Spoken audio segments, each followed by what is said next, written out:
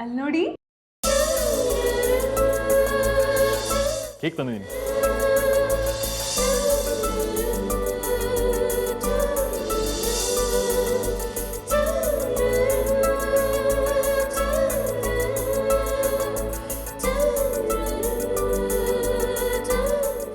Cake ತಂದಿಯಪ್ಪ, ಒಳ್ಳೇದಾಯ್ತು. ತುಂಬ thanks ಅಪ್ಪ. ಕರೆಕ್ಟ್ ಟೈಮಿಗೆ ಬಂದಿದೆ ಅಜ್ಜಿ. ಸುನಿಲಾ, ನೀನೇನಾದ್ರೂ ಬರೋದು 1 ಸೆಕೆಂಡ್ ಲೇಟ್ ಆಗಿದ್ದಿದ್ರೆ ತಡ ಆಗಿದ್ರೆ ಏನಾಗ್ತಿತ್ತು? ಏನು ಆಗ್ತಿರ್ಲಿಲ್ಲ ಅಲ್ವಾ ವಸು? ಜಾನ್ವಿ, ಮಗನ ಕರ್ಕೊಂಡ್ ಬಾ, ದೇವ್ರಿಗೆ ದೀಪ ಹಚ್ಬೇಕು. ಸರಿ ಅಜ್ಜಿ. ಕೇಕಲ್ಲಿ ಹಾಳಲ್ಲಿ ಇಟ್ಬಿಡಪ್ಪ. ಹಾಂ ಬಾ ಇಲ್ಲಿ ಬಾ ನಿತ್ಕೋ. ನಿತ್ಕೋ.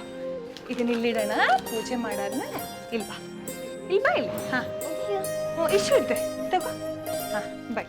ಈಗ ನೋಡು, ಇಲ್ಲ ಹೆದ್ರು ಬೇಡ. ನೋಡಿ ಇಲ್ಲಿ ಪುಟ್ಟಿ. ಹಾಂ ದೀಪ ನೋಡು. ಹಾಂ ಇಲ್ಲೇ ಹೆದ್ರು ಬೇಡ, ಏನು ಮಾಡಲ್ಲ ಅದು.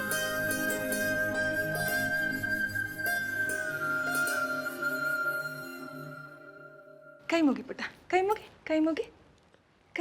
ನೀನು ಕೈ ಮುಗಿ. ಜಾಣ.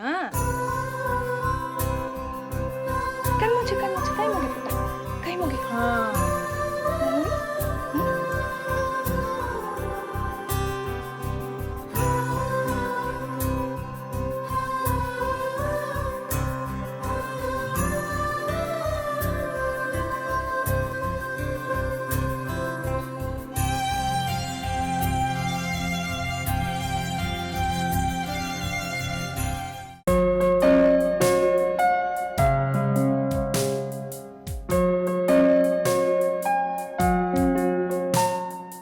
ಇಬ್ರು ಕುತ್ಕೊಂಡು ಕೇಕ್ ಕಟ್ ಮಾಡೋಣ. ಕಟ್ ಮಾಡೋಣ. ತಗೋ ಕೈಯಲ್ಲಿ ಎಲ್ಲ. ಹ್ಯಾಪಿ ಬರ್ತ್ಡೇ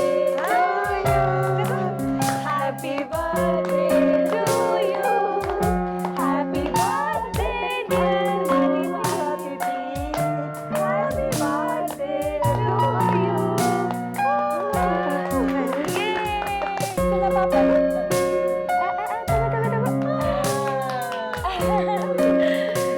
ಅಜ್ಜಿಗೆ ತಿಂತಾನ ಈಗ? ಕೊಡ್ತೀನಿ. ಅಜ್ಜಿಗೆ ಅಜ್ಜಿಗೆ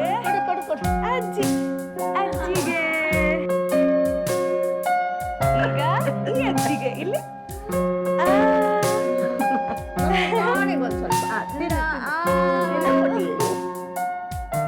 ಈಗ ಚಿಕ್ಕಜ್ಜಿಗೆ. ಈಗ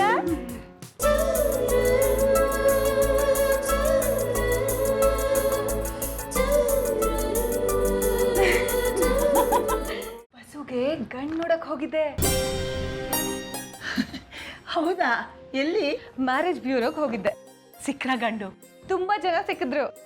ಜಾನ್ವಿ ಪಾಪ, ಅವಳನ್ನ ಯಾಕೆ ಸತಾಯಿಸ್ತೀಯ? ಹೇಳ್ಬಾರ್ದಾ? ನನಗೂ ಕುತೂಹಲ ತಡ್ಕೋಕ್ ಆಗ್ತಿಲ್ಲ. ಒಬ್ಬ ಹುಡುಗನ್ ಬಯೋಡೇಟಾ ತಗೊಂಡ್ ಬಂದಿದ್ದೀನಿ. ಇವ್ರ ನಮ್ಮ ಬಸುಗೆ ಎಲ್ಲಾ ರೀತಿಯಲ್ಲೂ ಯೋಗ್ಯವಾದವರ ಅಂತ ನನಗನ್ಸುತ್ತೆ. ಯಾರೇ ಹುಡುಗ? ಯಾವ ಊರು? ಇದೇ ಊರತ್ತೆ. ಇದೇ ಊರಾ? ಯಾವ ಏರಿಯಾ? ನಮ್ಮ ಆಫೀಸ್ ಹತ್ರನೇ ಅವ್ರ ಮನೆ. ಹೌದಾ? ಇನ್ನೊಂದು ವಿಷಯ ಗೊತ್ತಾ? ಆ ಹುಡುಗ ನಮಗೆ ಮುಂಚೆಯಿಂದನೇ ಪರಿಚಯ. ಯಾರು ಅಂತ ಹೇಳಿದ್ರೆ ನಿಮಗೆ ಆಶ್ಚರ್ಯದ ಜೊತೆ ಸಂತೋಷನೂ ಆಗುತ್ತೆ. ಯಾರು? ನಮ್ ನವೀನ್ ಅಜ್ಜಿ. ನವೀನ?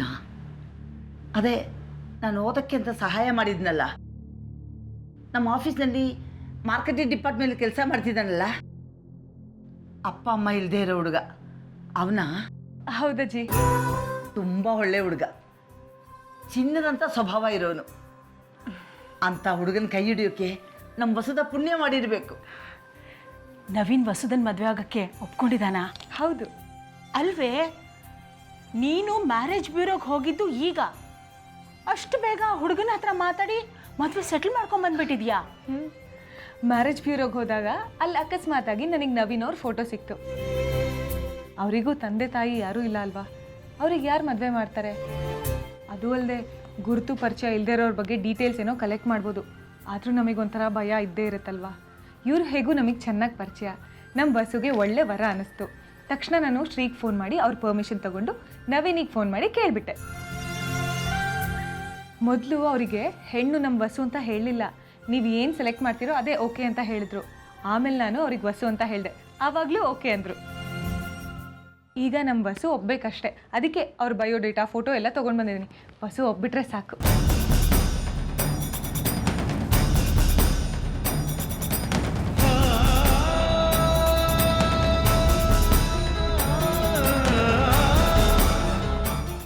ಅಲ್ಲಿ ನೋಡು, ನಮ್ಮ ಬಸ್ಸನ್ನೇ ಬಂದ್ಲು. ಬಸ್ಸು ತಗೊಳ್ಳಿ. ಯಾರದು? ನಮ್ಮ ಜಾನ್ವಿ ನಿನಗೋಸ್ಕರ ಹುಡುಕಿರೋ ಗಂಡು.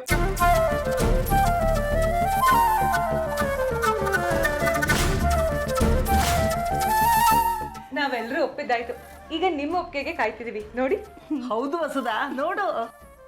ಯಾರು ನಿಮಗೆ ನನಗೆ ಗಂಡು ನೋಡಕ್ಕೆ ಹೇಳಿದ್ದು?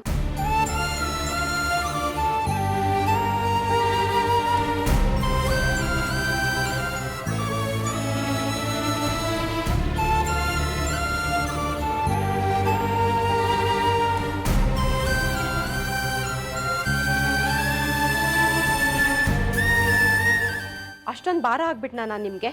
ಅಯ್ಯೋ, ಭಾರತ್ ಪ್ರಶ್ನೆ ಅಲ್ಲ ವಸು, ಇದು ಭಾವದ ಪ್ರಶ್ನೆ. ನಿಮಗೆ ಈ ವಿಷಯ ಹೇಳಿದ್ರೆ ನೀವು ಸಂತೋಷ ಪಡ್ತೀರಾ ಅನ್ಕೊಂಡೆ. ನನಗೆ ಮದುವೆ ಆಗೋಕ್ಕೆ ಇಷ್ಟ ಇಲ್ಲ ಜಾಹ್ನವಿ.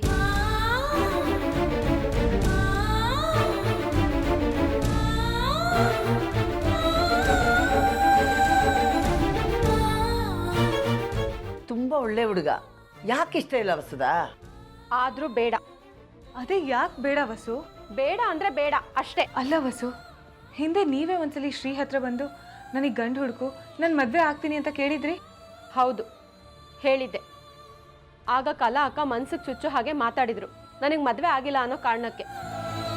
ಅದಕ್ಕೆ ಹೇಳಿದ್ದೆ. ಆದರೆ ಈಗ ಬೇಡ. ಯಾಕೆ ವಸು?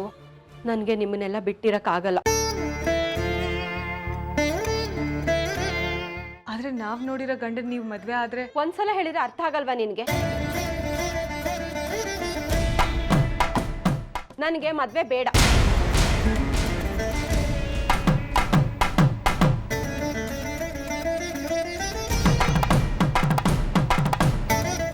ಇನ್ಮೇಲೆ ಯಾರು ನನ್ನ ಮದುವೆ ಬಗ್ಗೆ ಯೋಚನೆ ಮಾಡೋ ತೊಂದರೆ ತಗೊಳ್ದೇ ಇದ್ರೆ ದೊಡ್ಡ ಉಪಕಾರ ಆಗತ್ತೆ.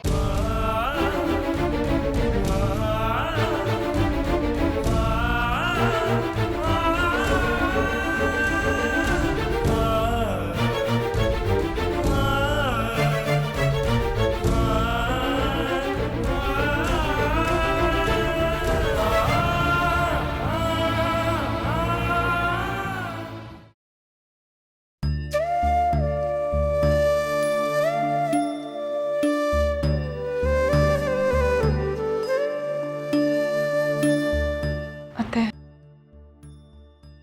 ಜಾನ್ವಿ, ನಾನು ಯೋಚನೆ ಮಾಡಿದ್ದು ನಿಜ ಆಯಿತು. ಮದುವೆಗೆ ಒಪ್ಕೊಂಡ್ರೆ ಎಲ್ಲಿ ಶ್ರೀನು ಮಗುನು ಬಿಟ್ಟು ಹೋಗಬೇಕು ಅಂತ ವಸು ಮದುವೆ ಬೇಡ ಅಂದ್ಲು. ಒಂದು ಸಲ ಆ ಹುಡುಗನ ಫೋಟೋ ತೋರಿಸ್ಬೇಕಾಗಿತ್ತು ನಾವು. ಆ ಹುಡುಗ ಇದೇ ಊರಿನವನು, ಅವನ ಅಪ್ಪ ಅಮ್ಮ ಯಾರೂ ಇಲ್ಲ. ನಾಳೆ ದಿನ ನಮ್ಮ ವಸು ಮದುವೆ ಆದರೂ ನಮ್ಮಿಂದ ದೂರ ಹೋಗಲ್ಲ ಅಂತ ತಿಳಿಸಿ ಹೇಳಬೇಕಾಗಿತ್ತು. ನಾನೇ ಒಂದು ಕೆಲಸ ಮಾಡ್ತೀನಿ, ಅವಳಿಗೆ ಹೋಗಿ ಹುಡುಗ ಯಾರು ಏನು ಅಂತ ಹೇಳಿ ಬರ್ತೀನಿ. ಬೇಡ ಅತ್ತೆ. ಸುನಿಲನ ಹರಿಯಣ್ಣ ನಮ್ಮನ್ನೆಲ್ಲ ಮನೆಯಿಂದ ಆಚೆ ಹಾಕಿದಾಗ ಅವ್ರು ನಮಗೆ ತುಂಬ ಸಹಾಯ ಮಾಡಿದ್ರು. ಆವಾಗಲೇ ಅವ್ರ ಬಗ್ಗೆ ನನಗೆ ಪ್ರೀತಿ ಹುಟ್ಟಿತ್ತು.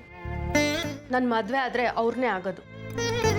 ನೀವು ಮದುವೆ ಮಾಡಬೇಕು ಅಂತ ಡಿಸೈಡ್ ಮಾಡಿದರೆ ನಂಗೆ ಅವ್ರ ಜೊತೆನೇ ಮಾಡಿ.